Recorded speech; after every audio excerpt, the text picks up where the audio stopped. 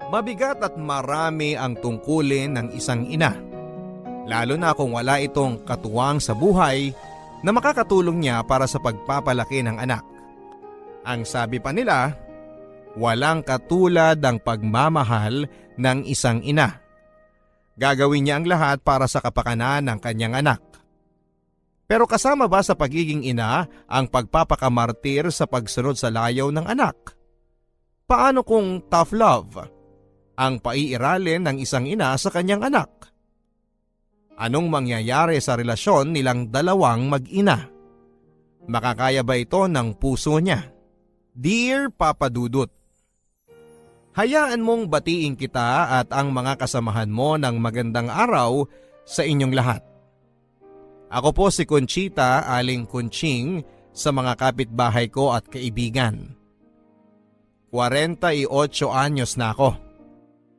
Nagtatrabaho ako sa isang sangay ng pamahalaang lokal sa lugar namin. Doon din nagtatrabaho ang napangasawa ko pero sa ibang departamento. Sa trabaho kami nagkakilala at nagkaibigan. Isa lang ang naging anak naming mag-asawa. Hindi dahil sa isa lang ang gusto naming maging anak, pero bago si Emily, 3 beses muna akong nakunan. Napakasakit, Papa Dudut. Hindi lang sa akin kundi masakit din sa asawa ko dahil bago pa lang kaming ikinakasal. 3 buhay na kaagad ang nalaga sa pamilya namin. Halos madurog ang puso naming mag-asawa sa mga mapait na pangyayaring yon. Kaya naman nung ipinagbubuntis ko si Emily, dasal kami ng dasal ng asawa ko na sana ay mailuwal ko ng maayos ang anak namin. Hiningi rin namin ang tulong ng mahal na Birhen. Tiwala akong maiintindihan niya ako dahil nanay din siya. At sa tulong niya, dininig ng Diyos ang panalangin namin, kaya isang malusog na batang babae ang naisilang ko sa mundo. Kasabay noon, Papa Dudut, sinabihan kami ng doktor na mahihirapan na akong magbuntis muli dahil manipis na ang lining sa bahay bata ko, gawa ng 3 beses na akong nakunan. Kaya gustuhin man naming magkaroon ng kapatid si Emily, hindi na kami pinalad pa. Dahil nag-iisang anak at babae pa, trinato namin si Emily na parang isang prinsesa. Dahil nag-iisang anak, agad naming ibinigay lahat ng gusto niya pagdating sa pagkain, damit at maging sa laruan. At dahil nag-iisang anak ay hindi namin sinasadyang mapalaki siya sa layaw. Aaminin ko, Papa Dudut, may pagka-spoiled si Emily, pero kahit papaano ay nakikita ko na mabuti siyang bata. Mabait siya sa mga kalaro niya, nagpapahiram ng lapis at papel sa mga kaklase. Hinahatian ng baon ng mga kaibigan. Minsan nga lang, nagwawala sa harap namin kapag hindi nakukuha ang gusto niya, pero madalas ay napapaliwanagan naman namin si Emily ng maayos. Kailangan kong ikwento ang mga nangyari sa likod ng pagdating ni Emily sa mundo. Para maintindihan ng mga nakikinig sa programa ninyo, Papa Dudut, kung bakit gano'n na lamang ang pag-iingat na ginawa naming mag-asawa sa pag-aalaga kay Emily. Ingat na ingat kami sa pag-aalaga sa kanya. Yun pala, sa bandang huli ay nakasama pa. Ayokong bigyan ng katwiran ang ginawa naming pagpapalaki sa aming anak at ayoko ring isisi lahat sa anak namin ang mga nangyari. 10 taon nang nakakalipas mula nang mamatay ang asawa ko dahil sa biglaang atake sa puso. 11 taon lang noon si Emily. Alam kong dinamdam niya ng husto ang pagkawala ng papa niya kaya yung dating masayahing Emily ay naging bugnutin. At nung naging teenager na siya, lalo akong nahirapan dahil hindi ko na siya maintindihan. Pabago-bago ng mood, lahat ng makitang uso ay pilit na sinusunod. Walang masyadong paggalang sa magulang. Kung anong gusto, yun ang gagawin. Sa madaling salita ay napaloob sa anak ko ang mga katangian at pag-uugali ng mga sinasabi nilang karaniwang kabataan sa panahon ngayon. Hindi ko man maintindihan ang ugali ng anak ko, naiintindihan ko naman ngayon ang hinaing ng mga magulang para sa mga anak nilang matitigas ang ulo. Naiintindihan ko yung frustration, yung galit, yung tampo na nararamdaman ng mga magulang sa tuwing binibigo sila ng mga anak nila. Ako naman, bilang ina ng isang batang millennial, ay pilit akong sumasabay sa makabagong paraan ng pagdidisiplina sa mga anak. Dahil single mother ay nagbabasa ako ng mga magazine at libro na may kinalaman sa maayos na pagpapalaki ng anak. Kapag may libreng oras, nagre-research din ako sa internet para sa mga pinakabagong balita tungkol sa kung paano tumakbo ang isipan ng mga kabataan sa ngayon. Pero dahil hindi ko naman matutukan 24/7 ang anak ko dahil sa trabaho ko at para punan ang kakulangan ko ng oras kay Emily ay nasanay na ako na pagbigyan ang mga kahilingan niya. Nasanay na rin siyang dapat na sinusunod ang gusto niya. Nagigilty ako dahil alam kong salungat yon sa mga nababasa ko.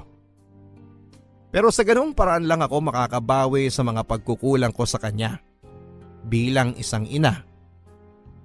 At sa ganoong paraan lang kami natatahimik sa bahay at naiiwasan ang mga nakakapagod at maliliit na away. Basura! Nandito na yung truck ng basura! Ilabas nyo na ang mga basura nyo para hindi na tayo mamaho dito sa compound. Sige! Labas mo na yan. Tapon basura po! Isama naman to. Kunin mo na yan. Patayin sa kusina. Oh, salamat. Emily! Pakilabas mo nga yung basura natin sa kusina. Dali ka! Nandito na yung truck ng basura. Man naman eh. Nakabihis na ako ng uniform ko sa school. Pang pinaglalabas yun ng basura. Kayo na lang. Ikaw na! Nakabihis na rin ako at papasok na ako sa opisina. Alis na ako. Ayoko mabutan ng rush hour sa daan. Hindi ako maglalabas noon. Bahala kayo.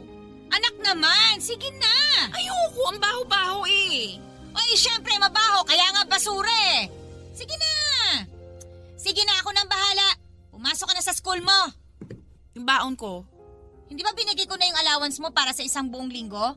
Ba't nanghihingi ka pa uli ng baon? Binayaran ko yung share ko sa group project namin sa school kaya naubos yung allowance ko. Oh, ay teka, sandali. Lalabas ko lang tong basura natin. Ma, malilate na ako. Ganun ba? O, sandali lang.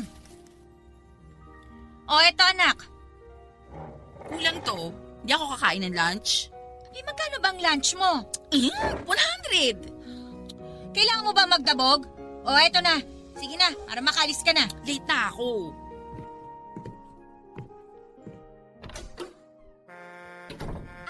Ay, yung basura nga pala namin. Nakakatawa kayo mag-inaaling konching. O, bakit naman? Kung mag-usap kayo parang si Emily ang nanay at kayo ang anak. Naku, ganun na talaga mga kabataan ngayon. Hindi na nasisindak sa mga magulang. Nung panahon natin, pag may nag-uusap na matatanda, bawal sumabat. Abay ngayon, kahit may kausap ka, pag sumabat sila, kailangan sila ang unahin mo. Nako, subukan lang ng anak kong sagutin ako kundi magpuprosesyon ng mga ngipin niya sa labas ng bahay namin. Ay naku, ganun talaga ang mga kabataan ngayon. Mas sensitive sila sa paligid nila kasi matindi ang pressure sa kanila para magtagumpay. Pero huwag kayong mag-alala, mabait na bata si Emily. Mabait ba yung kung sagot-sagutin ka para siyang nakakuha ng katulong na hindi na nga binabayaran, siya pa ang binibigyan ng pera? Magbabago rin ang anak ko pag naging mature na. Nako, Aling Konching, itaga mo sa bato ang mga batang pinalaki sa layaw nagiging suwail sa magulang. Akala ko ay magiging mabuti akong ina sa mga ibinibigay ko sa anak ko. Ang akala ko ay nahuhubog ko sa tamang asal ang anak ko kapag pinagsasabihan ko siya. Kahit nakasimangot o nagdadabog. Hindi ko alam na lalo ko palang pinapalala ang ugali ni Emily dahil sa mga maling paniniwala ko sa paraan ng pagpapalaki sa anak. Noong panahon namin, anak ang sumusunod sa magulang. Pero sa panahon ngayon, mga magulang na ang sumusunod sa anak. Hindi ko alam kung paanong nangyari yon at ayoko na ring isipin kung ano ang dahilan dahil sasakit lang ang ulo ko sa kakaisip. Isa lang ang napupuna ko palagi sa anak ko at sa karamihan ng mga kabataan sa ngayon. Kung kumilo sila, para silang entitled o pakiramdam nila ay may karapatan sila sa maraming bagay kahit doon sa mga bagay na hindi nila pinaghirapan. Pakiramdam nila dahil anak sila at likas na minamahal ng mga magulang nila. Magagawa nila ang kahit na ano. Lalo ako nakaramdam ng panliliit noong nakapagtapos na at nakapagtrabaho na si Emily. Kahit na minimum lang ang sweldo niya at nakapagbibigay ng 500 kada sweldo para pandagdag sa gastusin sa bahay, pakiramdam niya, siya na ang nagpapakain sa akin. Mabuti na lamang at may sarili akong pera at mas mataas ng dihamak ang sweldo ko sa kanya. Papadudot, wag mong isipin na nagagalit ako sa anak ko. Hindi ako galit. Nagtatampo lang minsan. Ang totoo niyan ay proud ako sa anak ko at proud ako sa sarili ko. Napagtapos ko siya kahit mag-isa lamang ako sa buhay. At natanggap siya kaagad sa trabaho kahit na minimum at kontraktual lang. Ewan ko ba, papadudot? Pareho na kaming nagtatrabaho pero yung mga maliliit na bagay na lang palagi ang pinag-aawayan naming mag-ina. Kutob ko, kaya ganon ay pareho naming iniiwasang pag-usapan at pagtalunan yung mga malalaking problema na kailangan naming harapin dahil kung hindi ay para itong sugat na hinahayaan lang naming magnana. Ma! Wala na tayong toothpaste. O bumili ka. Wala na akong pera. Binigay ko na sa inyo pera ko. Magkano bang sweldo mo? Kasi kung lahat ng sweldo mo binibigay mo sa akin, ibig sabihin 1,000 ka lang isang buwan. Mabuti pa mag-resign ka na at ako na lang ang magbabayad sa'yo ng 1,000 isang buwan. Grabe naman kayo manumbat, ma. Para namang wala akong itutulong dito sa bahay. Hindi yun ang ibig kong sabihin, anak. Maliit na bagay lang yung toothpaste para pag-awayan natin. Pero yung pagiging responsable sa mga gastusin dito sa bahay, malaking bagay. Kung simpleng toothpaste lang hindi ka makabili kung wala ako, paano ka mabubuhay pag nasa ibang bahay ka na? Wala na nga akong pera. Binayaran ko yung credit card ko kasi may binila akong bagong cellphone. Ba't hindi nyo pa aminin? Gusto nyo na akong umalis dito sa bahay, hindi ba? Oh, paano naman napunta sa pagpapalaya sa'yo sa bahay ang usapan natin? Ang sinasabi ko lang, maghinay-hinay ka sa gastos kasi hindi ka pa naman permanente sa trabaho mo. Paano kapag natapos ng kontrata mo sa trabaho? Di natapos. Hanap uli ng bagong trabaho. Okay lang. Tsaka bala ko na rin namang mag-resign kasi yung supervisor ko sobrang higpit. Tsaka yung mga boss, ang daming pinapagawa, nakakapagod. Porke rank and file lang kami, ganun na lang nila kami tratuhin. Anak, clerk ang pinasok mo. Ibig sabihin, hindi ka amo. Utusan ka ng mga amo mo. Pero wag mo maliitin ang ganung trabaho. Dapat ipakita mo sa mga boss mo na kahit na maliit na trabaho, magagawa mo ng maayos at kaya ka nilang pagkatiwalaan. Ang hirap eh. Tsaka kahit magsipag ako, wala rin. Yung mga sip-sip lang sa mga boss ang pwedeng umangat dun sa office namin. Pag-isipan mo munang mabuti kung gusto mo talagang mag-resign o hindi. Huwag kang pabigla-bigla. Pero parang lumipad lamang sa hangin ang mga pinayo ko sa anak ko, Papa Dudut. Dahil pagkalipas ng 1 linggo, pagkatapos naming mag-usap ay nag-resign sa trabaho ang anak ko. Napabuntong hininga na lamang ako sa mga ginawa niya. Wala akong magagawa. Siya yung may katawan, kaya hindi ko siya pwedeng kontrolin. Sadya bang ganon talaga ang mga kabataan sa ngayon? Mahirapan lang ng konti sa trabaho, magre-resign na kaagad. Susuko na kaagad. Abay kung ganon ang katwiran nila, wala silang makukuhang trabaho. Sa awa ng Diyos, pagkalipas ng 1 buwan, ay may tumanggap muli sa anak ko. Clerk pa rin ang posisyon niya pero ang sabi niya, maganda ang atmosphere sa opisina nila. Tinatanong ko kung inuutusan pa rin siya, ang sabi niya ay oo. Ang sabi niya ay pareho din sa dati niyang opisina ang dami ng boss na nag-uutos sa kanya. Ano palang pinagkaiba nito sa dati niyang trabaho, ang tanong ko? Ang sabi ni Emily, at least sa bago niyang trabaho, malapit lang sa mall. Tapos sa ibaba ng building nila, may sosyal na kapihan. Tumaas na lang ang kilay ko at napabuntong hininga sa mga nalaman ko. Natawa na lang ako sa sarili ko. Saan ba kinukuha ng batang ito ang logic niya? Hindi ko alam kung magulang ka na, Papa Dudut. Pero kung magulang ka na rin at umabot ka na sa edad ko, siguro ay maiintindihan mo kung bakit bantulot akong paghigpitan ng anak ko. Hindi ko siya magawang paalisin sa bahay kahit na sinasagot-sagot niya ako o kaya ay pinagdadabugan. Hindi kakayanin ng puso ko na mawalay sa anak ko. Kaya lang kapag nagtatalo kami, lalo na kapag ako yung sumusuko sa away at nagpapakumbaba, saka ko lang maiisip na baka dapat hayaan ko na siyang tumayo sa sarili niyang mga paa para kahit papaano ay maranasan niya ang hirap ng buhay. May mga pagkakataon ngang nahuhuli ko na lang ang sarili kong bumubulong para lang mailabas ang sama ng loob ko kay Emily. At gumagaan ang bigat ng dinadala ko sa dibdib.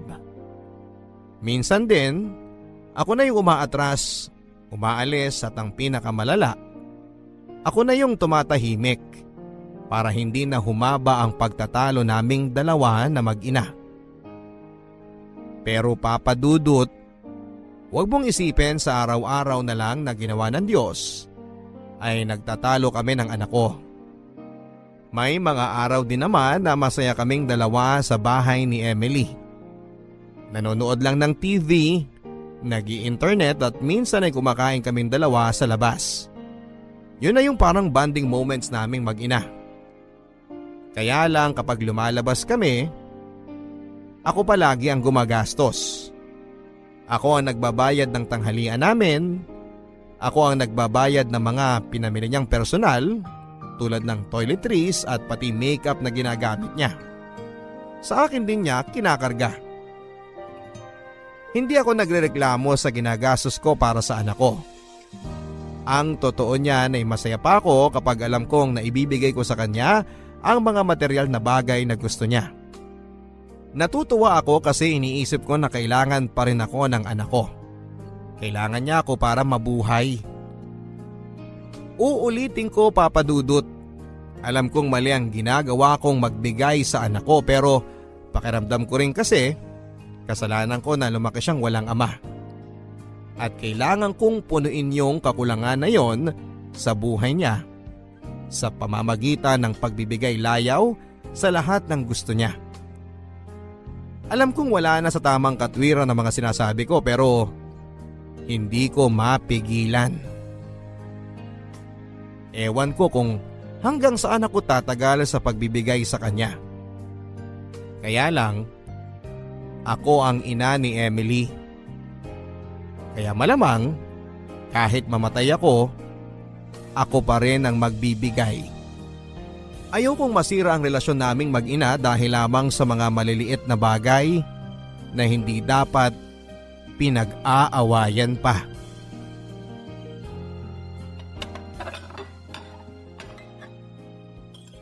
Aba, himala! Anong nakain ng anak ko at siyang nagluluto ng breakfast? Wala lang, gusto ko lang magluto. Tsaka lagi nyo na lang akong nilulutuan ng almusal. Kaya panahon na para ako naman na magluto sa inyo ng almusal, Ma. Oy, teka. Ikaw ba talaga si Emily? Di kaya may ibang espiritong sumanib sa katawan ng anak ko? Ang corny nyo. O eto, tikman yung niluto ko. Wow, mukhang masarap ang pagkakaluto nitong egg roll ah. Matikman nga. Ano, Ma? Masarap? Luto ng anak ko natural, masarap. Yung totoo. Masarap talaga. Yay! Salamat, Ma. Oy, teka lang. Bakit ang dami-dami naman yata nitong almusal na niluto mo? Hindi natin mauubos to lahat. Sayang naman. Hindi to masasayang kasi babaunin ko rin naman sa office. Ang mahal ng mga kainan sa labas ng office namin. Mas makakatipid ako kung magbabaon ako. Sabi nyo, dapat mag-ingat sa mga paggagastusan ko ng pera, di ba? Ay, salamat.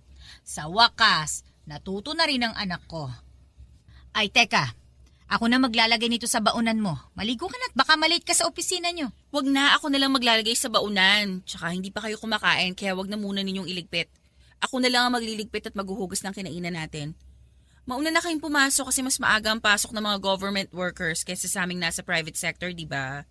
Nako, kung sino ka mang espiritu na sumakop sa katawan ng anak ko, huwag ka munang umalis. Tumambay ka muna dyan sa loob, ha? Hindi kaya kayo nakakatawa. Sige na anak, mauna na ako. Bye, Ma. Natuwa ako sa mga pagbabagong nangyari sa anak ko. Ilang araw na siyang maagang gumigising para magluto ng almusal. Nagbabaon, naguhugas ng pinagkainan bago pumasok o kaya bago matulog. Nasabi ko tuloy sa sarili ko na may pag-asa pa. Hindi pa huli ang lahat. Hindi ko akalaing magbubunga rin pala ng maganda ang mga sermon at pakiusap na palagi kong ipinaparating sa kanya tuwing nagtatalo kami o kaya ay tuwing pinapagalitan ko siya. Hinayaan ko lang si Emily sa mga gawaing bahay na kusa niyang ginagawa. Ilang araw ding nagpapakitang gilas ang anak ko sa akin. Madalas ko siyang biruin na baka may gusto siyang ipabili sa akin na mahal kaya siya nagkukusang kumilos para gawin ang mga gawaing bahay na karaniwan naman niyang kinakatamaran na gawin. Pero dapat pala, hindi ako masyadong matuwa. Dapat pala, kinutuban din ako kung bakit nagbago ng husto ang anak ko.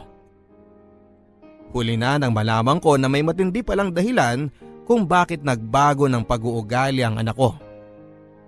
Dahilan na hanggang ngayon, hindi ko pa rin alam kung paano ko natanggap at natiis ng ilang buwan. Ay, sira na yata yung gatas na nainom ko kanina kaya sumasakit ng husto itong tiyan ko. Kailangan ko na magbanyo.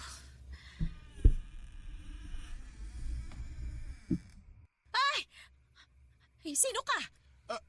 Ha? Ay! Ha? Magnanakaw! Teka lang po! Saklolo! Sandali! Pinasok kami ng Hindi po ako magnanakaw! Kumalma po kayo! Hindi po ako magnanakaw! Ma! Ano nangyari? Madali ka, Emily! Tumawag ka ng pulis! Pinasok tayo ng magnanakaw! Ma! Hindi magnanakaw si Andrew.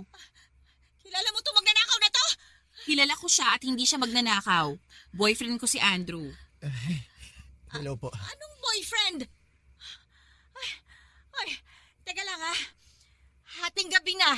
Nandito pang boyfriend mo? Ay, pauwi mo na siya. Ayoko may natutulog na ibang lalaki dito sa bahay ko. Ma, hindi ko na siya pwedeng pauwiin. Ay, bakit? Wala na ba siyang masasakyan pauwi sa kanila? Wala na, pero hindi lang dahil doon. Anong hindi lang dahil doon?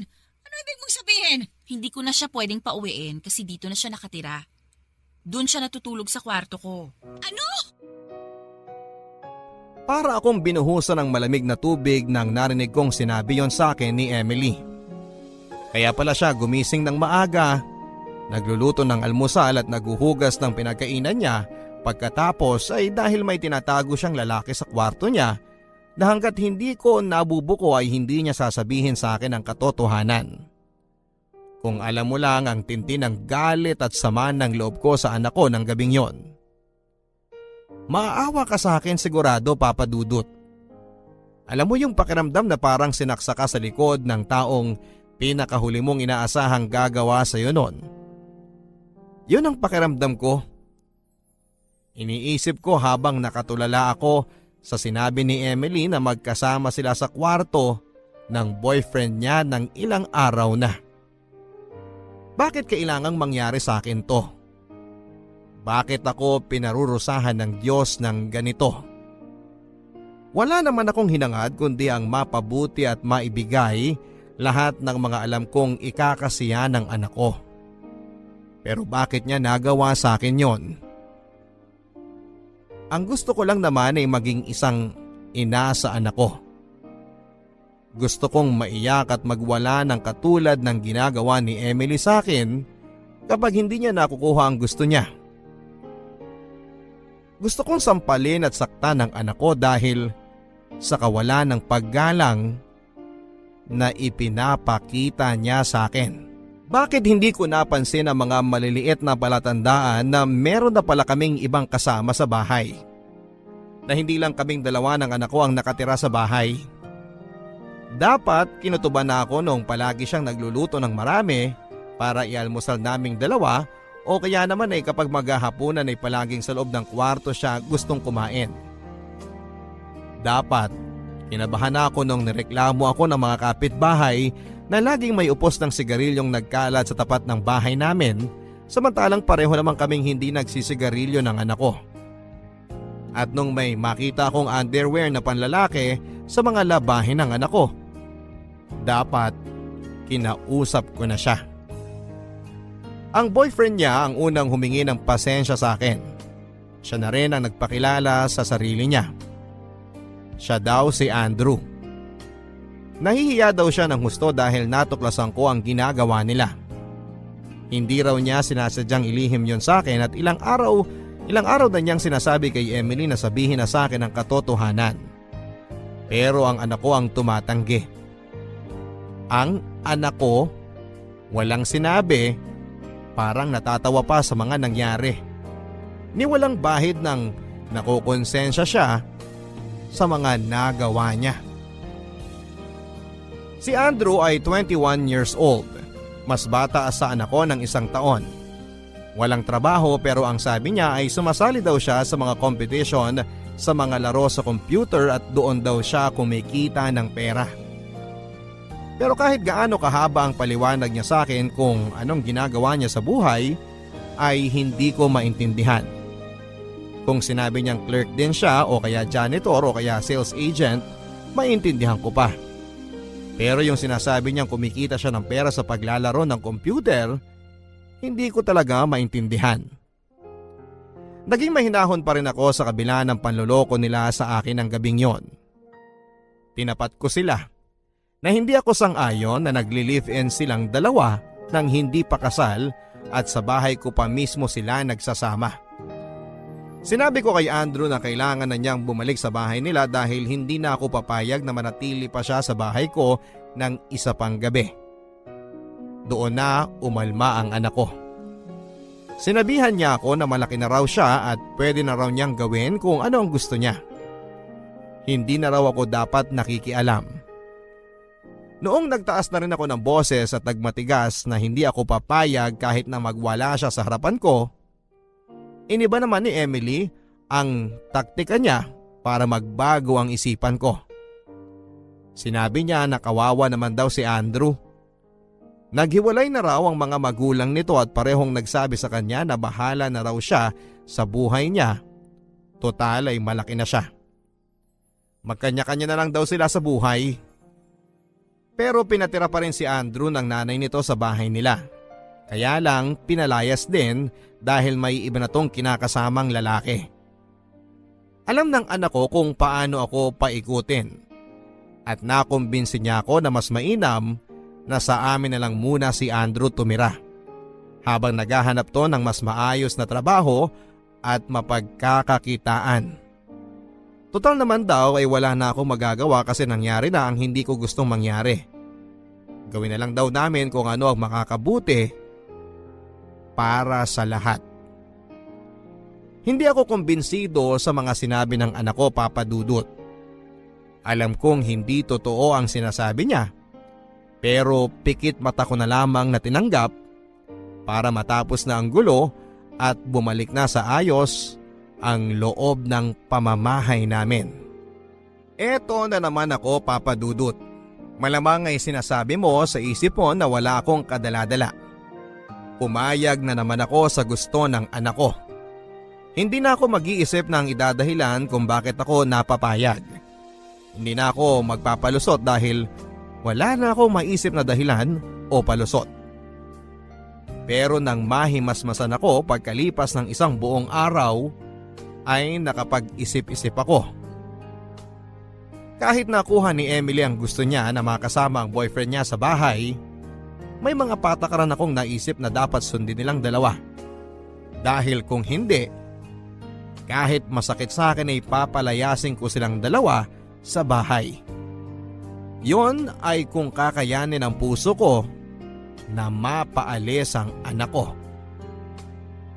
Una, kahit nasa isang bahay kami ay hindi ako papayag na magkasama sila sa isang kwarto.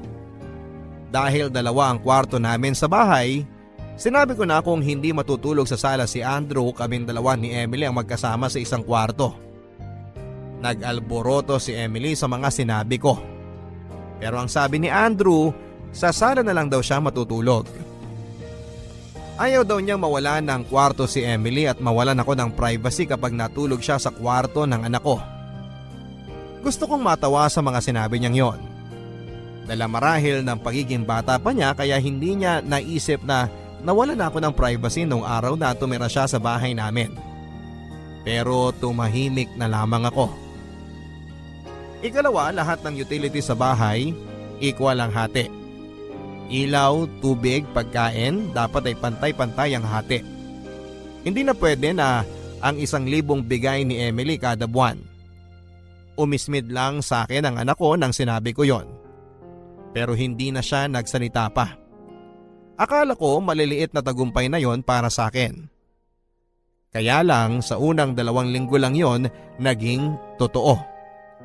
Noong mga sumunod na linggo ako na ang nagbabayad lahat ng bills sa ilaw. Tulad ng pagkain at tubig. Nakakatipid lang ako sa pagkain kapag lumalabas silang dalawa para manood ng sine o kumain sa labas. Sa bandang huli, naisahan na naman ako ni Emily. Ikatlo, mariing kong sinabi sa kanila na lahat ng gawaing bahay gaya ng paglilinis, paghuhugas ng plato at paglalaba ay sila ang gagawa. Total ay maghapon naman akong wala sa bahay at madalas na nasa kwarto lang ako kaya dapat sila na ang gagawa ng mga yon. Sila ang madalas na gumagamit sa sala dahil doon nga natutulog si Andrew. Sila rin ang madalas na magluto at kumain kaya nararapat lang na sila ang maghugas ng mga pinagkainan nila. Naging matigas ako sa pagsasabi ng mga patakaran sa kanilang dalawa. Pero katulad ng anak ko, ningaskugon din pala ako. Dahil sa unang 2 linggo lang sila nakatupad ng mga patakaran ko. Nang sumunod na linggo, nagbago na ang ihip ng hangin. Ma, saan kayo pupunta? Sa laundromat. Isabay mo na rin yung mga maruruming damit namin ni Andrew, pwede? Hindi ba pwedeng kayo na lang magdala sa laundromat ang mga damit niyong lalabhan? May gagawin ako eh. Si Andrew. May nilalarong game sa internet. Mataas na yung level niya kaya hindi niya maiwan. Ha? Sige. Pakikuha na lang sa loob ng kwarto namin. Huwag kayo maingay ha para hindi maistorbo si Andrew. Sige, anak. Hindi ko akalain na pati ako ay babali sa usapan namin ng anak ko at ni Andrew. Nakita ko na lang ang sarili ko na naghuhugas ng pinagkainan nila sa tuwing umuuwi ako. Kapag tinatanong ko naman bakit hindi sila nakapaghugas ng plato, kung ano-ano na lang ang idadahilan sa akin. Ako na rin ang naglilinis ng bahay tuwing wala akong pasok. Mabuti na lang at may konsensya pa rin tong si Andrew kasi nagagawa niyang iligpit ang hinigaan niya tuwing umaga o pagkagising niya. Kahit mga kapitbahay namin ay napapansin na rin ang mga ginagawa ko para sa anak ko at sa boyfriend niya. Sila na lang din ang pinahihingang ko ng sama ng loob. Minsan ko lang silang nakikita dahil nagtatrabaho nga ako sa araw. Nagkikita lang kaming magkakapitbahay kapag naglalabas ng basura. Nagkakasalubong sa labas o kaya naman ay kapag sabay-sabay kami naglalaba sa laundromat. Aling Kunching, ang dami nyo na namang labahang damit ah. Hindi ko lang damit ang mga ito. Damit din ito nung anak ko tsaka nung boyfriend niya. Sus Mariosep, boyfriend ng anak mo yung nakikita kong lalaki pag napapadaan ako sa bahay niyo? Wala akong magagawa. Napilitan na sila magsama kasi pinalayas na ng mga magulang niya yung lalaki. Naawa naman ako kaya pumayag na rin ako. Aba, ba't pati paglalaban ng brief ng boyfriend ng anak nyo kayo na rin ang gumagawa? Ewan ko ba? Nakapag-aral naman ako.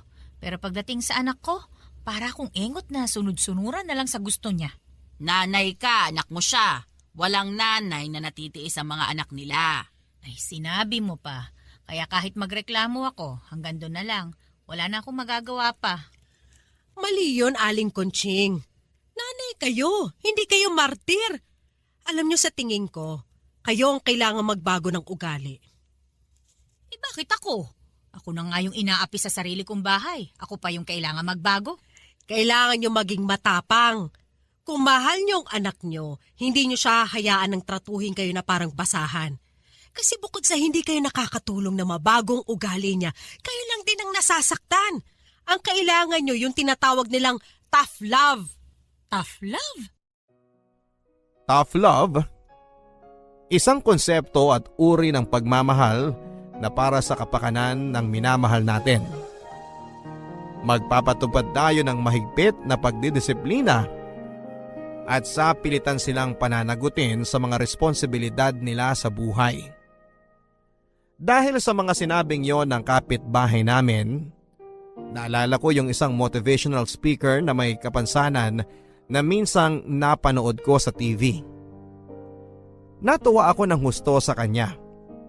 Wala siyang mga kamay at paa, pero nagagawa niyang kumilos mag-isa nang hindi na kailangan ng tulong ng iba.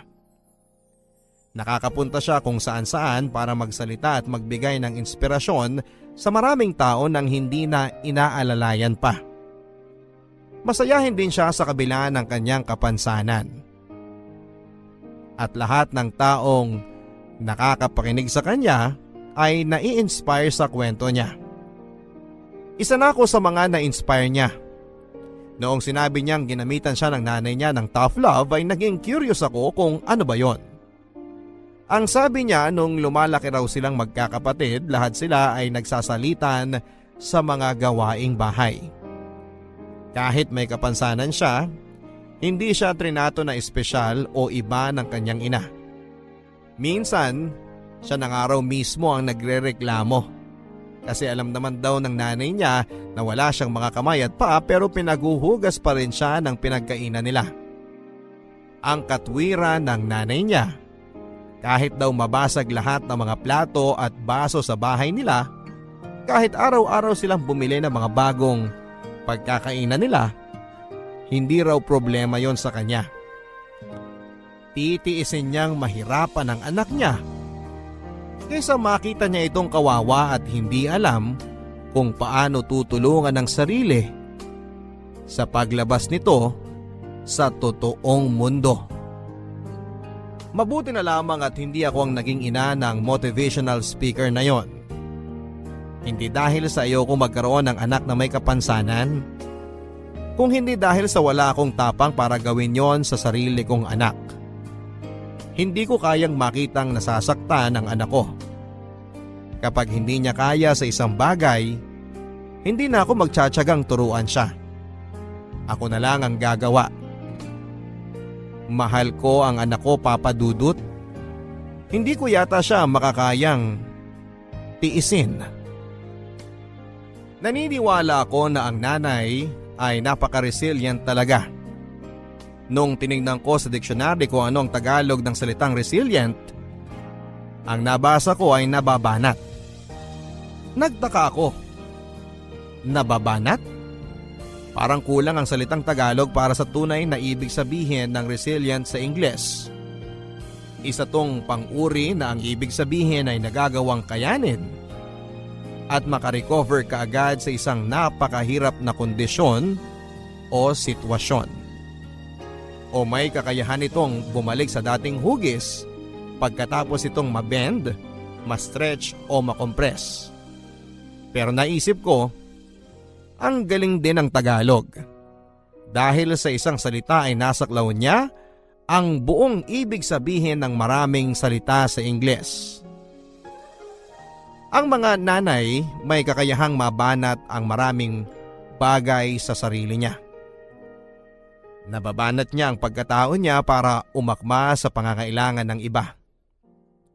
Nababanat niya ang pasensya niya para maturuan ang anak at maibalik ito sa tamang landas. At pagkatapos mabanat, bumabalik ito sa dating anyo na parabang sinasabi natin na okay na tayo. May tiwala siyang kaya na natin. mababanat na lang uli ang mga nanay natin kapag kailangan natin ng tulong nila. Yun siguro ang kailangan kong gawin. Kailangan kong mabanat ang pagmamahal ko sa anak ko na kahit banat na ako, kahit nasasaktan ako, titiisin ko kung ano ang mas mahirap para lang sa ikakabuti ng anak ko. Anak, kinain mo ba yung tapang iniwan ko dito sa ref kanina? Kinain ni Andrew. Ba't pinakain mo sa kanya? May pinaglalaanan ako nung tapang yon. Hindi ko pinakain sa kanya, kinain na lang niya basta. Tsaka sabi naman ni Andrew nang hihinayang siya kasi ilang araw niya nang nakikita sa ref yung tapa, walang kumakain. Kaysa masayang kinain na niya. Ano ba kayo? Bakit? Anong problema? Maski yung pagkain na hindi para sa inyo, ginalaw ninyo. May pinaglalaanan ako nung tapang yun kaya hindi ko ginagalaw. Bakit? Magkano ba yun? Babayaran ko na lang para tumahimik na kayo. Maliit na bagay lang, sumisigaw na kayo kaagad. Hindi maliit na bagay yung ginagawa ninyong pambabastos sa akin sa sarili kong pamamahay. Anong pambabastos, ma? Nagpaalam kami sa inyo, di ba? Pumayag kayo. Dahil wala na akong magawa. Pero sinasamantala niyo naman ang kabutihan ko. Kami pa ngayon na mapagsamantala. Huwag na kayong magsalita. Mabuti pa, aalis na lang kami dito sa bahay. Anak, pakinggan mo muna ako. Pwede ba? Hindi ko kayo pinapaalis. Ganyan naman kayo eh. May makita lang kayong hindi nyo gusto. Iniisip nyo agad kayo yung agrabyado. Kahit walang trabaho sa labas, nagtatrabaho din naman si Andrew dito sa bahay. Pasensya ka na anak. Nabigla lang ako. Ilang buwan pa rin ako nagtiis sa mga ginawa ng anak ko at ng boyfriend niya. Hindi dahil sa sumuko na ako at ayoko nang makipagtalo, kung hindi dahil tinuruan ko muna ang sarili kong maging matibay ng husto para kapag kailangan ko talagang mabanat, magagawa ko ng hindi ako napapatid o napuputol. Papadudot, patuloy ako sa pag-iisip kung paano ko mababago ang anak ko nang hindi sila gaanong masasaktan. Madalas ay nakikita ko na lang na umiiyak ang sarili ko kapag mag-isa na ako sa bahay. Kaya naman panay ang dasal ko lalo na sa mahal na Birhen dahil tinulungan niya akong magkaroon ng isang Emily at naisip ko matutulungan din niya ako para hindi na lalong mapunta sa maling landas ang anak ko. Maiintindihan niya ako dahil isa rin siyang ina. Sa mga pagkakataon na nag-iisa lamang ako at nagdarasal, sumasagi sa isipan ko na kahit na anong maisip kong paraan, masasaktan at masasaktan ko pa rin ang anak ko.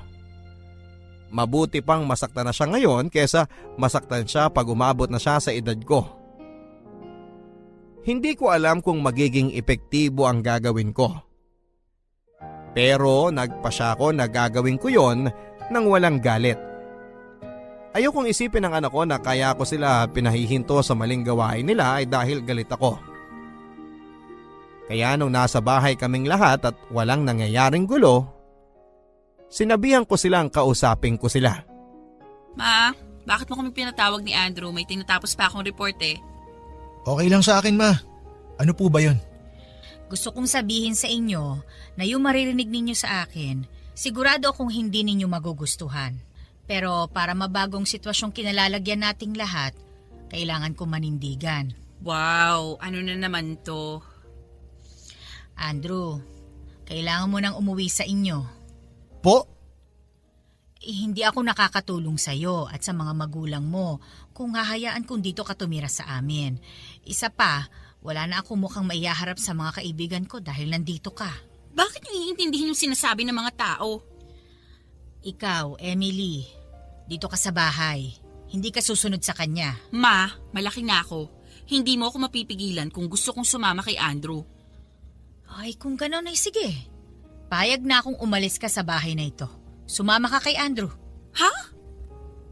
Kinailangan ko magpakahinahon ng ilang araw bago ako nagkaroon ng lakas ng loob para sabihin ito sa iyo, anak. Kung gusto mong bumukod, hindi kita pipigilan. Pero wag kang umasa na tutulungan kita. Grabe naman kayong magalit. Hindi ako galit, anak. Hindi galit ang nagtulak sa akin para paalisin si Andrew. At kung hindi kita mapipigilan, hahayaan na rin kitang umalis. Hindi to dahil sa galit. Ginagawa ko ito dahil sa pagmamahal ko sa iyo at dahil nagmamalasakit ako kay Andrew. Alam kong pagkatapos ng pag-uusap nating ito, posibleng hindi mo na ako kausapin at magtanim ka ng galit sa akin habang buhay. Pero titiisin ko na ang galit mo at hindi pagpansin sa akin kaysa makita kong sinisira mo ang sarili mo dahil pinalaki kita sa layaw. Kailangan kong magpakatatag. Hayaan kita masaktan para matuto ka sa buhay. Walang halaga sa akin kahit isipin mo na wala akong kwentang ina. Ang importante sa akin, pag hindi ko ginawa to sa'yo, hindi ako isang tunay na ina. Pagkatapos kong sabihin sa kanila ang matagal ko nang tinatago sa puso ko, mahinahon akong umalis at pumasok sa kwarto ko.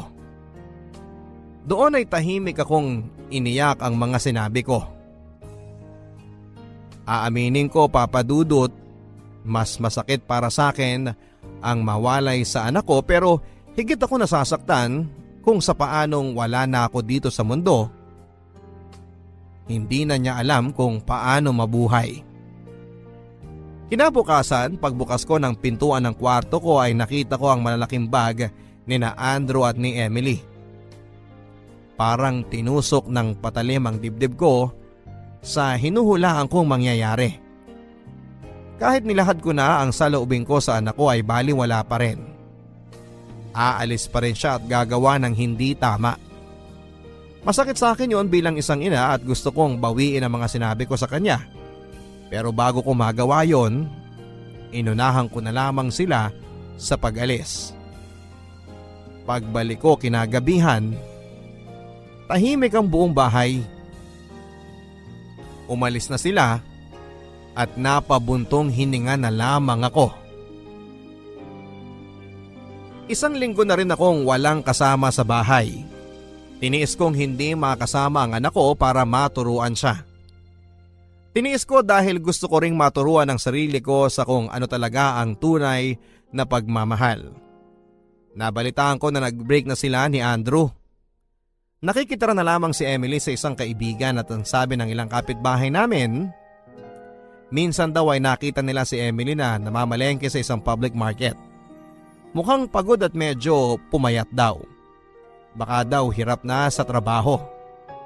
Nang marinig ko yon ay gusto kong tumakbo papunta sa bahay ng kaibigan niya para sabihin kay Emily na, "Anak, bumalik ka na. Bumalik ka na sa bahay. Ako nang bahala sa iyo. Aalagaan kita para hindi ka na mahirapan." Pero hindi ko ginawa yon. Unti-unti ay natutunan ko na kung paano magmahal ng tama. Kailangan kong magsakripisyo na kahit masaktan ang anak ko ay titiisin ko dahil alam kong yun ay para sa ikakabuti niya. At ikakabuti ni Emily na hayaan ko muna siyang mabuhay na mag-isa. Siguro sa ibang mga nanay ay masyado akong mabait. Sa iba naman ay masyado akong nagmamatigas.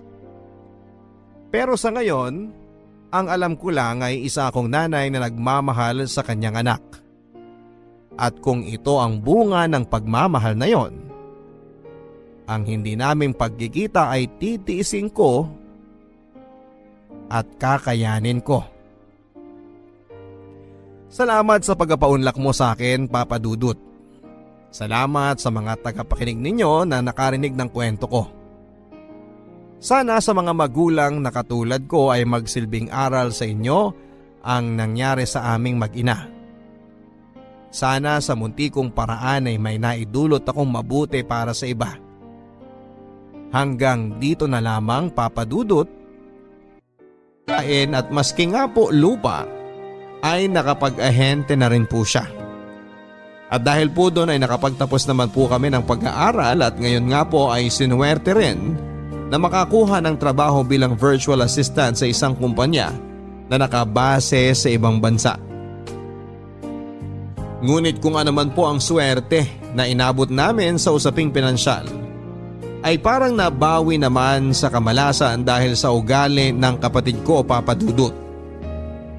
5 taon po ang agwat ng edad namin ni Junel, pero hindi tulad ko ay hindi na po nakatapos ng high school ang kapatid ko dahil sa katamaran.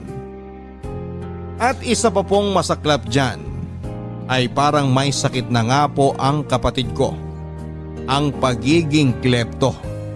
Sa totoo lang Papa Dudut ay mga bata pa lamang kami ay palagi na kaming nag-aaway ng kapatid ko. Bukod sa medyo malayo po kasi ang agwat namin ay magkaiba nga po kami ng ugali. Sa tingin ko po ay may kinalaman din dyan ang pagpapalaki na ginawa ng mga magulang namin kay Junel. Ilang beses po kasing nakunan si nanay pagkatapos akong ipinanganak. Kaya nang pinanganak si Junel ay tuwang-tuwa po sila. To the point na medyo parang na-spoil na nga po nila ang kapatid ko. Junel! Junel! Bakit? Ikaw nakabagsak nitong cellphone ko, no? Hindi! Huwag kang bintangero! Anong hindi? Ikaw lang naman mahilig kumuha nitong cellphone ko at maglaro dito eh. Di ko alam yung sinasabi mo. Di ako nakabasag niya, no? Sino pala nakabagsak nito? Multo? Basta hindi ako yan! Bintangero ka! Oy, ano ba yan? Bakit nagsisigawan na naman kayo? Tingnan mo, Nay! May crack tong cellphone ko, oh! Bakit ako kagad pinagbibintangan mo? Sino pa ba may kagagawa nito? Oo nga naman, Jigs. Bakit kasi si Junel kagad ang naisip mo? Sino pa po bang ibang gagawa nito dito sa bahay natin? Si tatay. Malay mo natabig lang o kung ano. Tapos walang nakapansin. De! Tingnan nyo, oh! Tingnan nyo na ginagawa niyan. Nangasar palalo. Kayo kasi, Nay, palagi nyo kinakampihan yan eh. Jigs, wag mo akong pagtaasan ng boses. Sorry po, Nay. At Junel, wag mo namang ginaganyan ng Kuya Jigs mo. At Jigs, kausapin mo naman ang mahinahon nitong kapatid mo. Ikaw ang nakatatanda eh. Dapat ikaw ang nagpapasensya.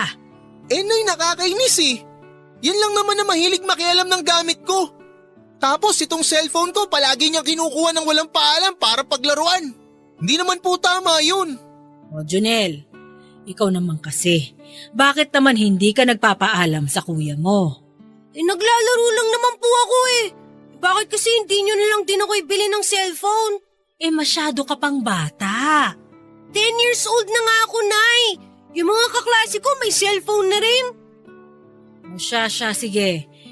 Ibibili ka na nga namin para matigil na yung lintik na away niyo sa cellphone na yan. Ano? Yes! Basta yung mura lang ha, dahil bata ka pa. Nay, bakit naman ganun?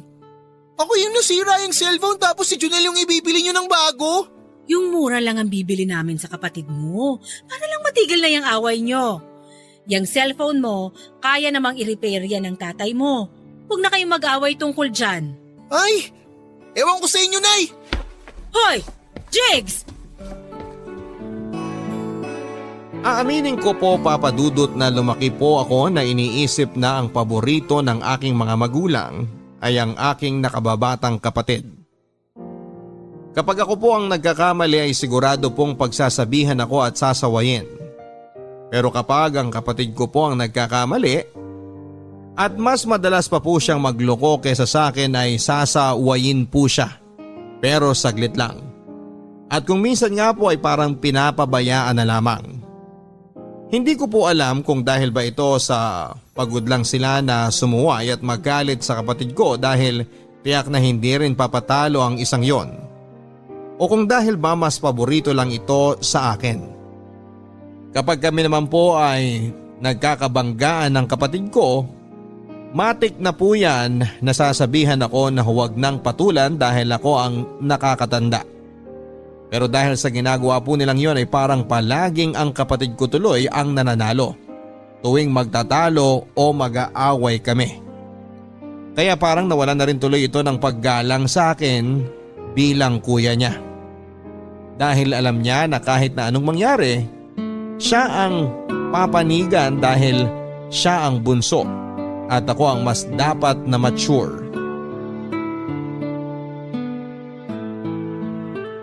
Jigs! Jigs! Ano po yun? Pumunta ka nga dito.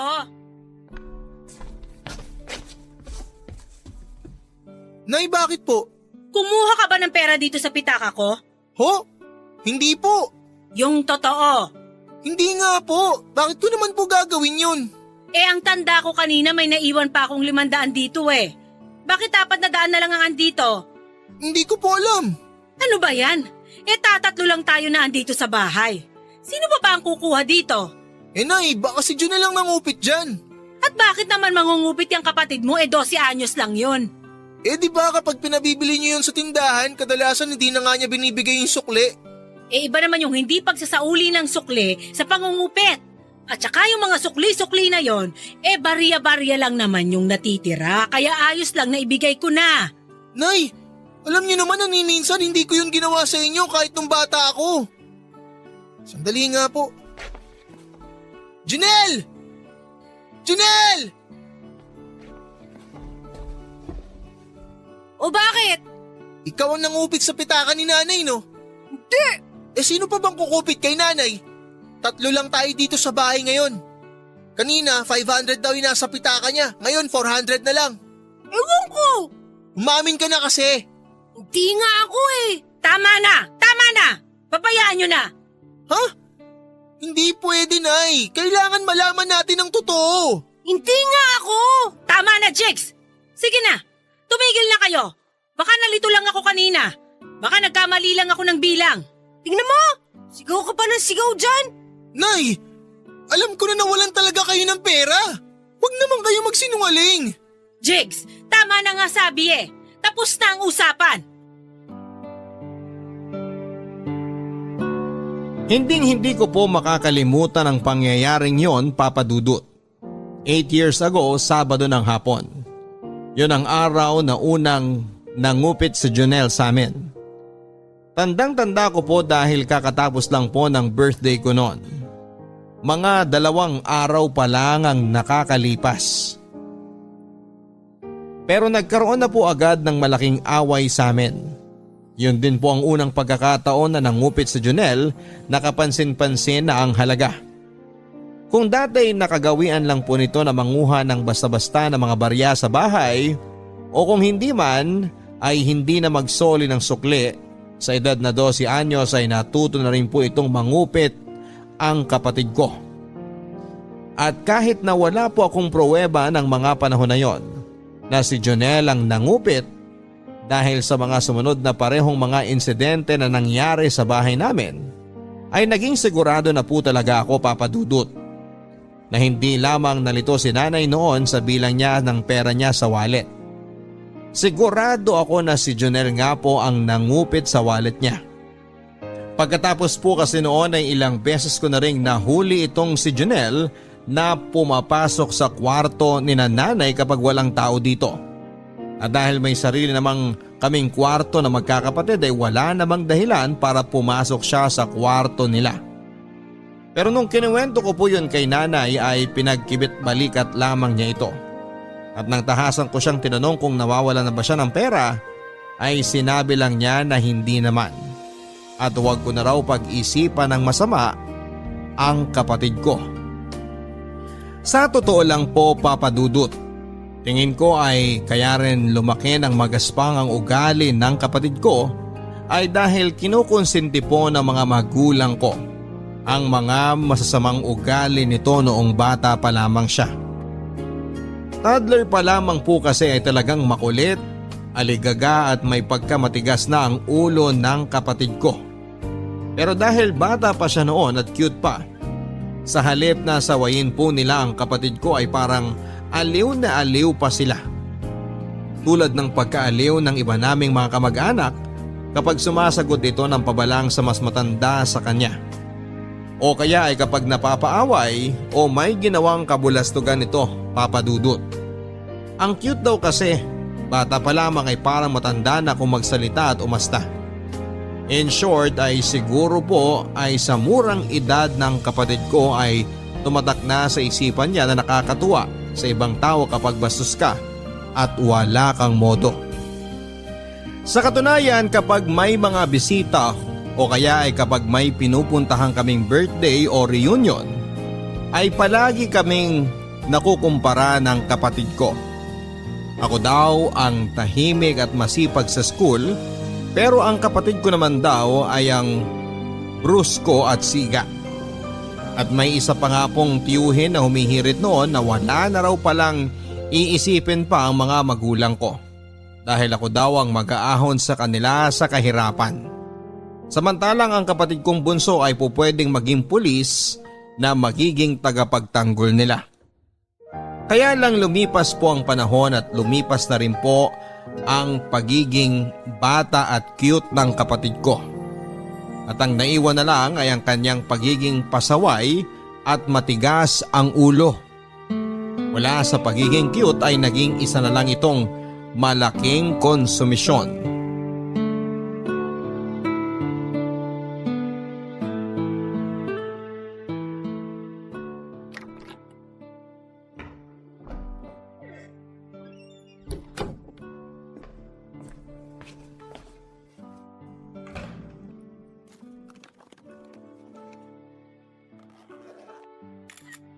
Oh, huli ka ngayon.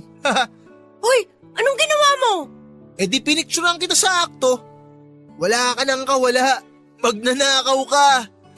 Di ako magnanakaw! Hindi ka magnanakaw? Ha? Eto oh.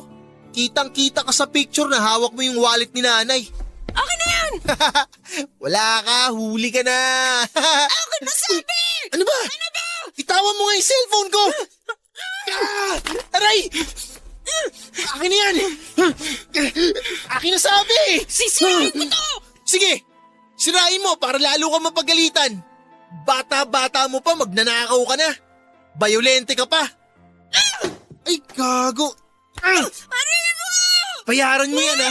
Napakasama ng ugali mo. Pag di mo talaga binayaran yan, tatadyakan kita sa mukha. Ano? Loko ka, ha? Ano ba yan? Jigs! Bitiwan mo yung kapatid mo! Bakit mo yung sila sa burutan? Tay, ito, oh. Binato niya yung cellphone ko. Wasak na wasak. Bakit mo binato ang cellphone ng kuya mo? Kasi napicturan ko siya na kinukuha niya yung wallet ni nanay. Hindi na Bea! Anong hindi? Ang sinungaling mo! Huling-huli kita! Nakita kita sa akto, itatanggi mo pa! Hindi yan totoo! Sinungaling! Sama ng ugali mo, kanino ka ba nagmana? Magnanakaw ka! Ha? Sige, magdrama ka pa dyan! Tatadyakan ko talaga yung mukha mo mamaya! Tama na, Jigs! Tumigil na kayo!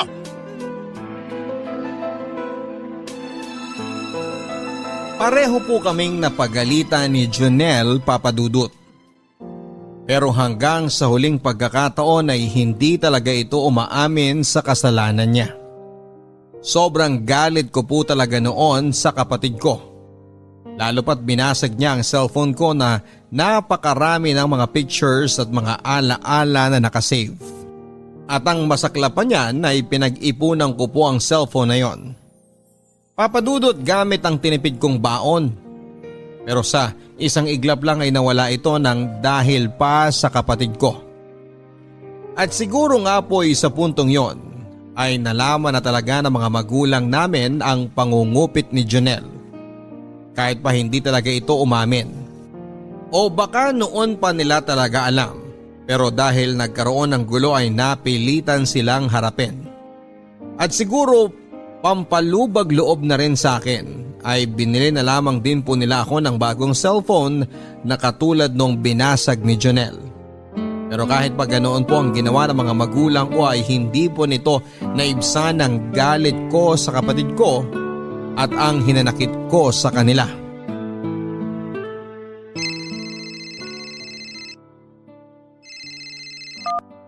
Hello, Nay? Jigs, pumunta ka nga dun sa kwarto. Kunin mo yung isa ko pang ID dun sa drawer sa cabinet.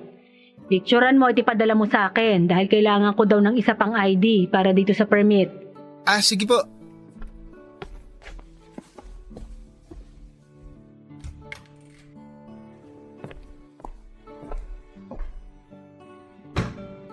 Nay, nandito yung bag mo ah.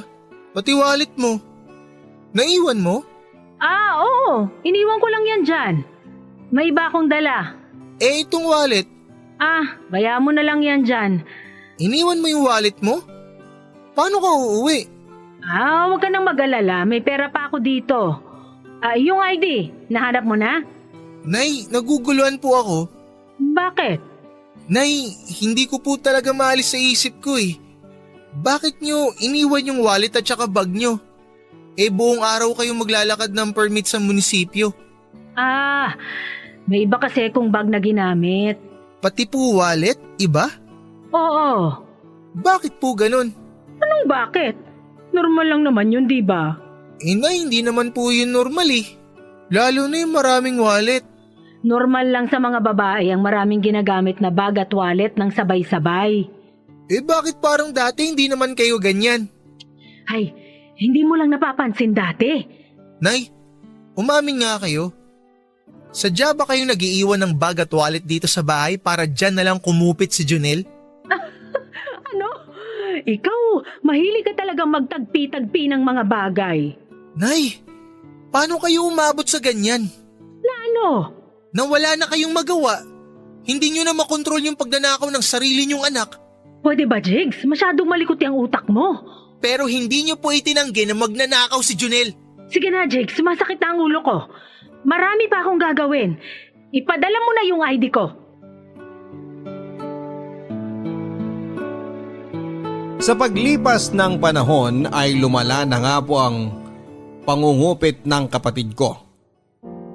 Pero bukod pa sa ugali niyang yan ay kasabay pa noon ang pagkapariwara ng buhay niya.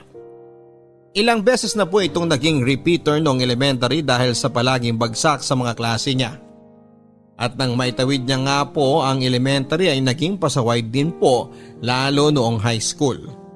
Lalo pat wala na kasing ibang tumanggap sa kanya na eskwelahan kundi yung pribado na naging bagsakan din ng ibang mga estudyanteng pasaway at may mga pangit na record sa mga eskwelahang pinanggalingan. At dahil po dito ay napabarkada po itong si Junel sa mga masasamang impluwensya sa eskwelahan kaya't ganoon din ang kinalabasan. Kung hindi repeater na-o-office po dahil sa away. At dahil napilitan na nga rin po na enroll ng mga magulang ko sa isang pribadong eskwelahan noong high school si Junel, ay nadagdagan pa po tuloy ang gastos ng pamilya. Mabuti na nga lang din po talagang madiskarte si nanay at tatay at sa mga panahong yon ay gumanda rin po ang kita ni nanay sa mga maliliit niyang negosyo. Pero hindi ko po maaalis sa isipan ko na mas magaan sana ang buhay namin at mas hindi sana mahihirapan si nanay at tatay sa pagtatrabaho kung naging matino po ang kapatid ko.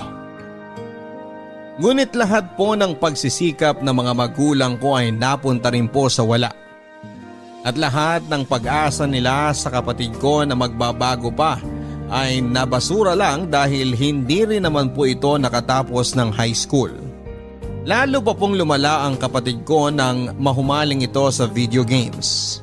Dati ay sa mga internet cafe at nang nauso na nga po ang mobile games, ay doon naman ito na humaling. Buong araw ay walang ginawa ang kapatid ko kundi ang maglaro ng maglaro.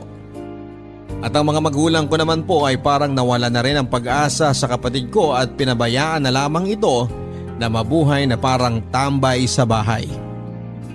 At habang tumatagal na nga po papadudot, ay palaki na nga po ng palaki ang kinukupit ng kapatid ko. At umabot na nga po sa punto na nasanay na ang mga magulang ko sa pangungupit nito ng pera sa kanila. Hanggang sa nag-iiwan na sila ng isang wallet na may pera at kung hindi man ay nag-iiwan ng pera sa bulsa ng pantalon o shorts. Para doon na lang po kukuha ang kapatid ko sa halip na sa totoong mga wallet o pinagtataguan nila ng pera. Sige. Isang oras lang naman ang biyahe ko eh. Maliligo na ako ngayon tapos alis na ako maya-maya. Okay, sige. See you.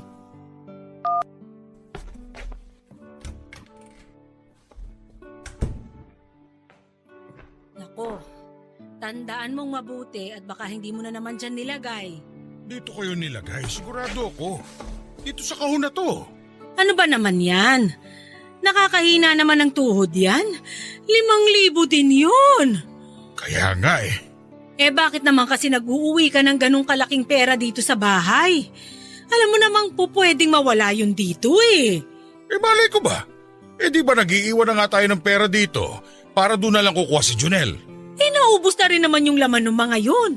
Baka kailangan ng malaking halaga. Saan naman niya gagamitin ng ganong kalaking halaga? So nag-iiwan nga kayo ng pera na kukupitin ni Junel? Jigs! At matagal nyo nang kinukonsinti yung pagnanakaw ng batugan na yon? Nay, Tay, naririnig nyo ba yung mga sarili nyo? Hindi ba kabaliwan na yung ginagawa ninyo? Imbis na sitahin ninyo at parusahan ng magnanakaw, eh kayo pa mismo ang naglalagay ng mga bagay na pwede nyong nakawin? Jigs, masyado ka namang matalas magsalita sa kapatid mo. Kahit ganyan yan, kapatid mo pa rin yan. Kadugo mo yan. Kaya nga gusto ko siyang tumino dahil kadugo at kapatid ko siya. Isa siyang kahihiyan. Jigs, ano ba? Huwag mo kaming sigawan!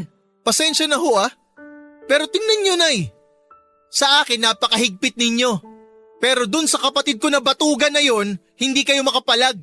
Dahil ikaw ang mas matino. Tay, ano ho bang klaseng pag-iisip yan?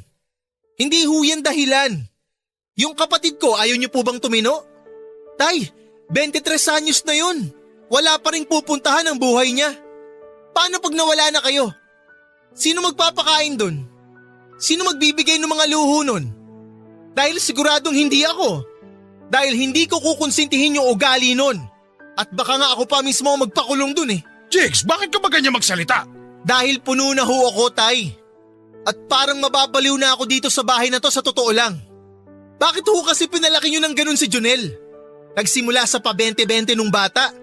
At dahil pinabayaan ninyo, ayan, umabot na sa 5,000. Bukas, magkano na kaya nanakawin nun?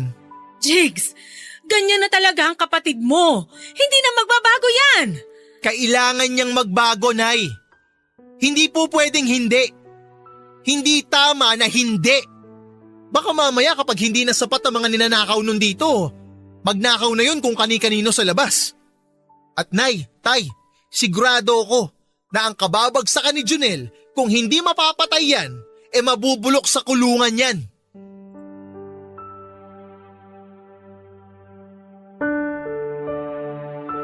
Hindi na rin po nakasagot ang mga magulang ko nang kinumpronta ko sila tungkol sa kanilang pangungunsinte kay Junel.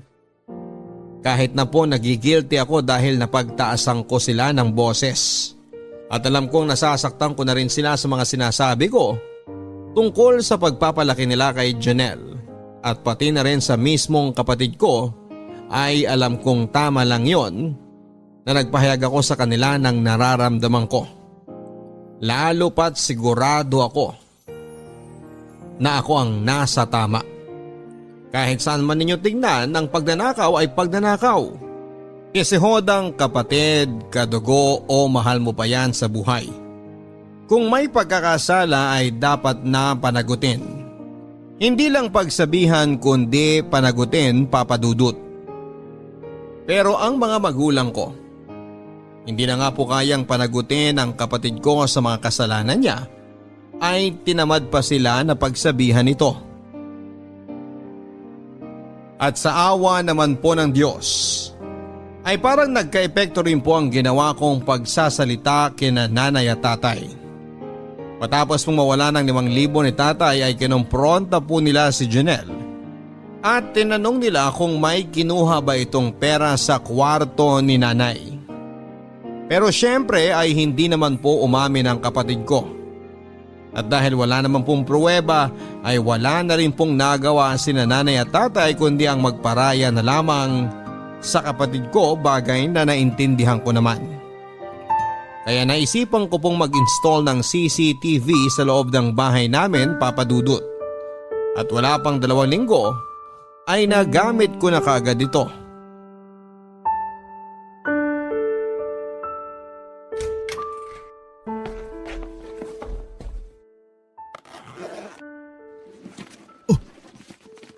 Hala, paano? Nay! Nay! Imposible. Dito ko nilalagay yun eh. Oh, bakit? Nay, nawawala yung laptop ko. Paano mawawala? Ang laki-laki nun. Yun na nga eh. At dito ko lang naman yung nilalagay palagi. Wala ka bang pinuntahan? Baka naiwan mo kung saan. Nay, kagagamit ko lang dun kagabi. At dito ko lang yun sa kwarto ginamit. Junel! Junel! Wala ang kapatid mo dito. Umalis kanina pang umaga. Ha? Saan siya nagpunta? Sa kaibigan lang daw. May dala ba siyang malaking bag? Meron. Pero Jigs, hindi magagawa yan ng kapatid mo. Nay, anong hindi? Nasaan ho ba kayo ng ilang dekada? Jigs, oo, nangungupit ang kapatid mo. Anong nangungupit, Nay? Hindi lang kupit ang ginagawa niya. Nakaw. Hindi ho ba ninakawan niya kayo ni tatay? Wala pang 2 linggo? Pero wala rin tayong pruweba doon. Sinong kukuha ng laptop ko? Kayo? Si tatay? Baka naman sabihin niyo sa akin multo ang kumuha, Nay. Ay. Tamang-tama, Nay. Panoorin natin dalawa. Sabay natin tingnan. Eto, yung CCTV. Nakakonekta dito sa cellphone ko yun eh.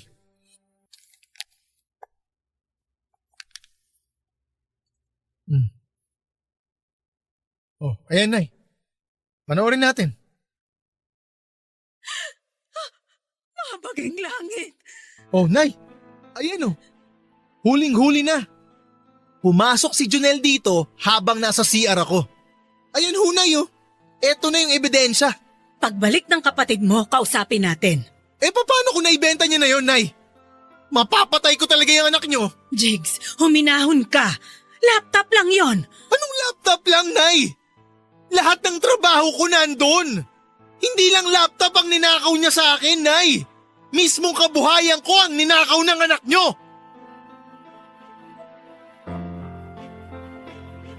Nanlumo po ako ng husto ng mga oras na yon, Papa Dudut.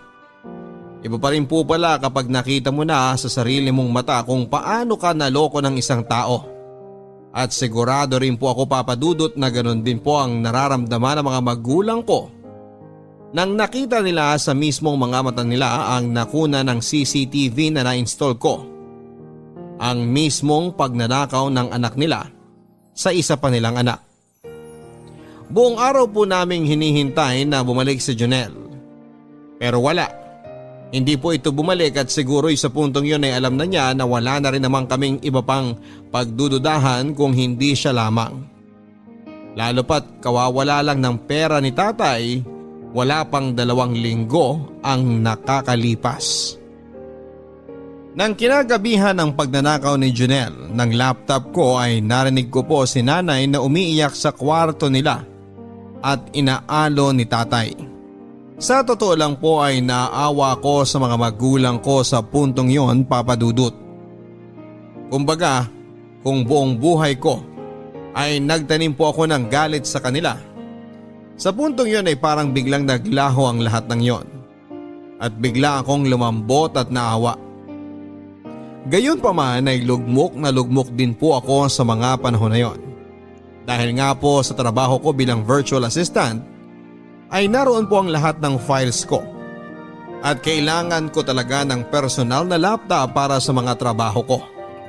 Kaya siguro na nga rin po na hindi kaagad umuwi ang kapatid ko ng araw na yon dahil hindi malayo na may magawa din po ako sa kanyang pagsisisihan ko balang araw.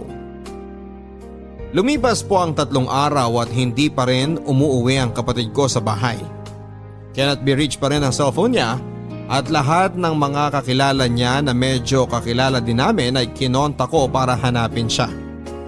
Pero wala pong may alam sa kanila kung nasaan ito. At dahil hindi rin po namin kilala ang mga kaibigang yon ni Junel masyado, ay hindi po namin alam kung nagsasabi ba sila ng totoo o pinagtatakpan nila ang kapatid ko. Pero isang araw pag uwi ko galing sa internet cafe kung saan pansamantala na lang muna akong nagrenta para makapagtrabaho, ay bumulaga sa akin si Junel na kumakain sa bahay namin kasama sina nanay at si tatay.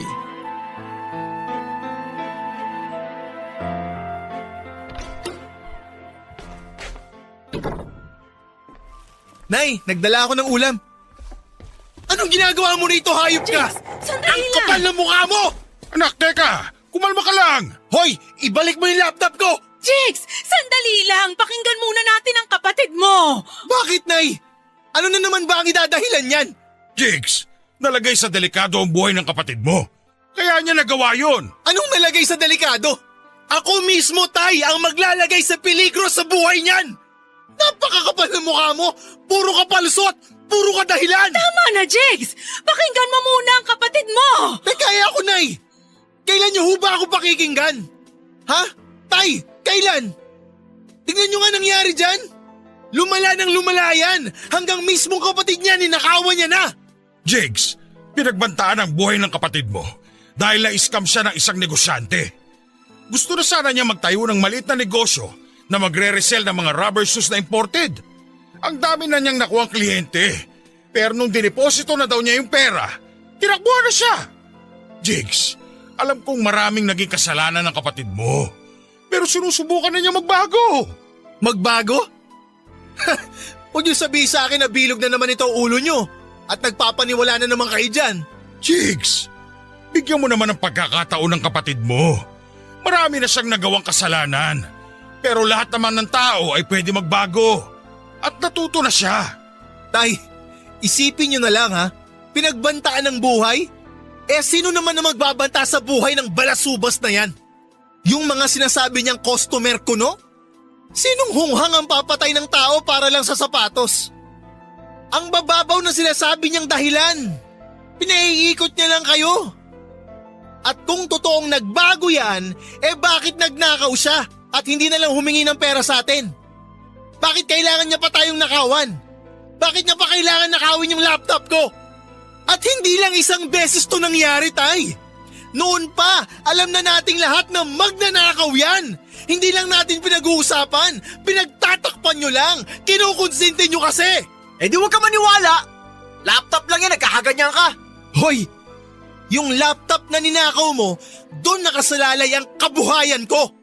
Doon lang naman din kami kumukuha ng pinapalamon namin sa'yo. Kasi, yung pera na ibibili na lang sana ni nanay ng bigas, iniiwan pa niya kung saan-saang mga lugar na madali mong makikita para matustusan niyang pagnanakaw mo. Di babayaran ko. Wala kang pera. Ikaw ang mukhang pera, tanga, dahil ikaw ang magnanakaw. Kriminal ka. Junel, huwag ka na kasi sumagot! Junel! Jigs! Tama na! Tama na! At kahit pabayaran mo yon, hindi ko tatanggapin. Dahil sigurado ako na manggagaling din sa nakaw yung ibabayad mo. Tama na! Tama na! Ipapapulis ko talaga yan si Junel, Nay. Jigs! Anak naman! Yun lang ang paraan para matuto yan. O di sige. Ipapulis mo ako. Ang sama ng ugali mo, gago ka. Gago pala. Makikita mo, tanga. Jigs, ano ka ba naman? Pag-usapan natin ito bilang isang pamilya. Tay, hindi talaga tayo magiging maayos hanggat hindi nyo ginagawa ng paraan yung cancer na yan sa pamilyang to. Talagang kakasuhan ko yan si Junel. Buo na ang pasya ko. Gago. Tingnan natin ang tapang mo, tanga. Jigs! Parang awa mo na!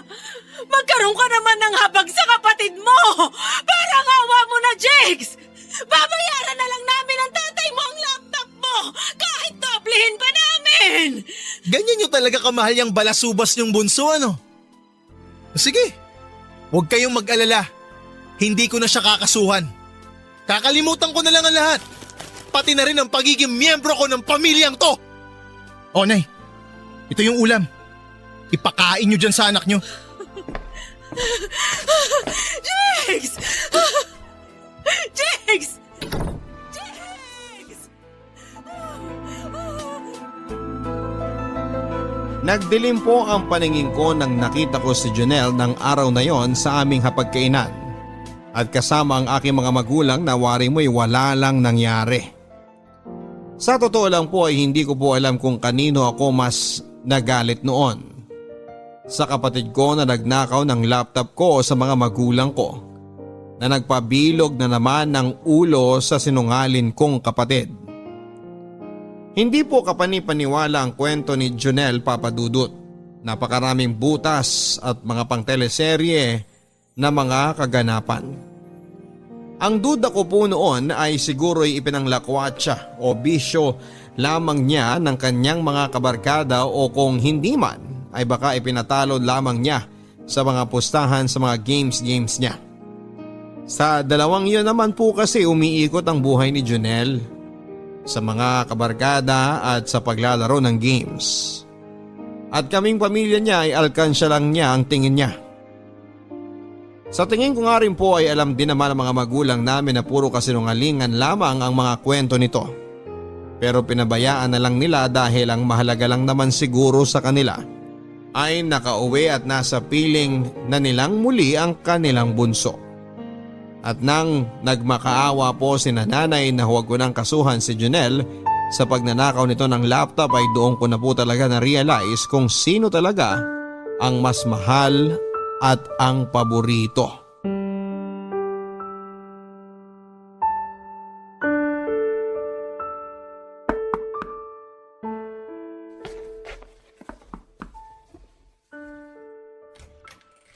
O Nay, Tay, ano hong ginagawa niyo rito? Pasok ho kayo.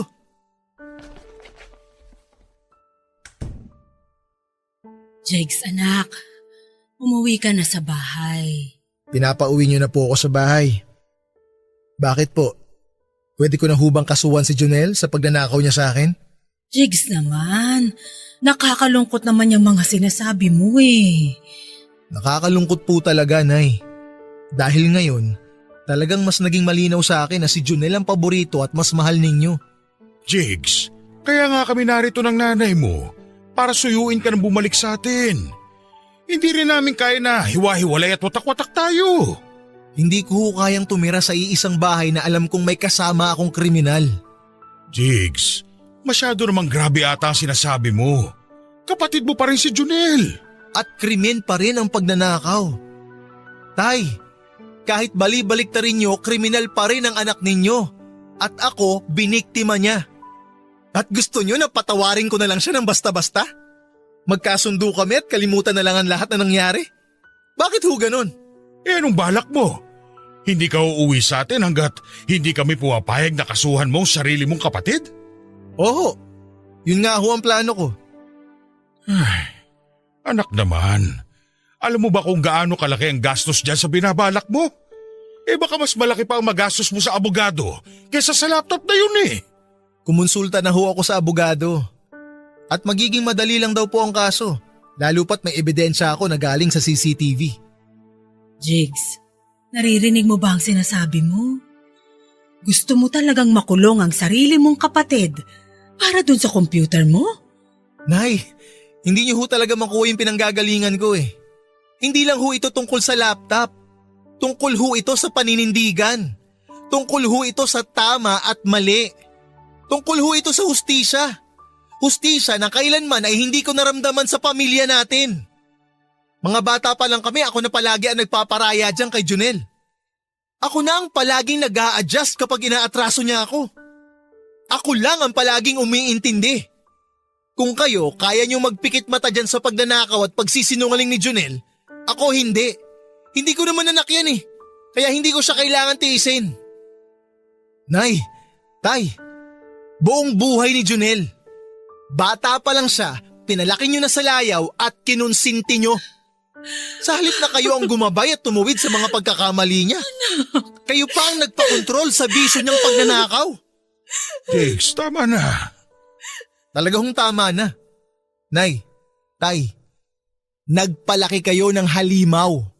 Pero hindi ako papayag na pati ako kontrol-kontrolin at magpa-under sa kanya. Lalo na ngayon na ako ang biniktima niya. Ay, kaya Nay, Tay, pasensya na ho kayo. Pero mabuti pa, umuwi na po muna kayo. Mukha kasing hindi ho tayo magkakasundo eh.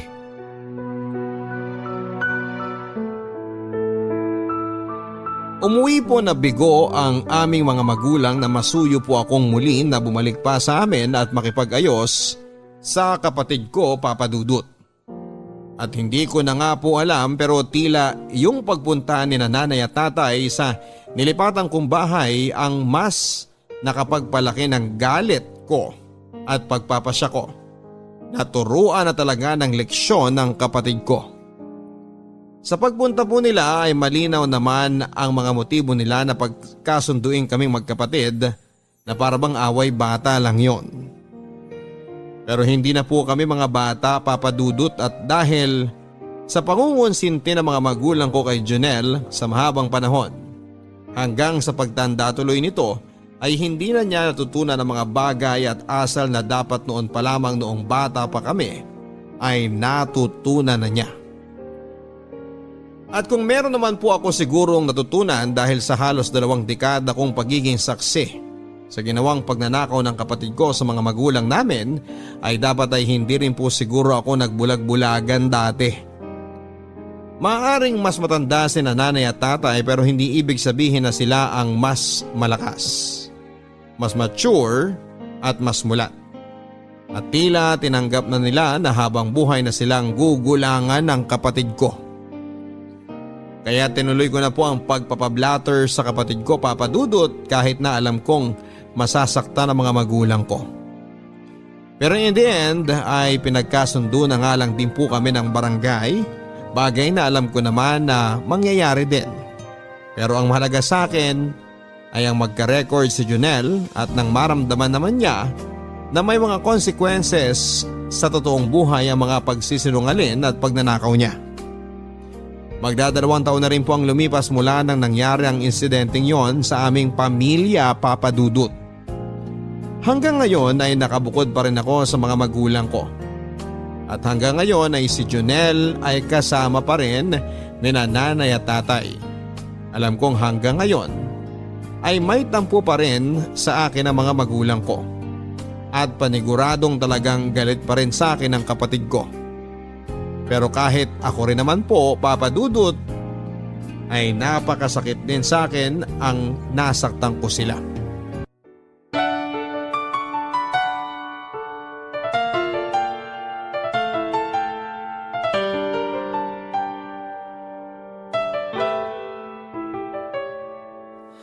Ang buhay ay mahiwaga, laging may lungkot at saya. Sa Papa Dudut Stories, laging may karamay ka.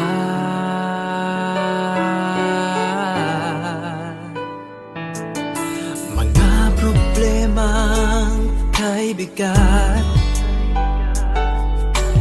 dito ay pakikinggan ka. Sa Papa Dudut Stories, kami ay iyong kasama.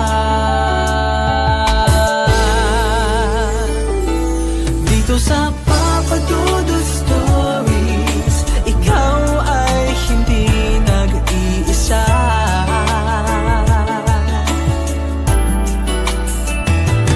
Dito sa Papa Dudut Stories, may nagmamahal sa'yo. Papa Dudut Stories, Papa Dudut Stories, Papa Dudut Stories.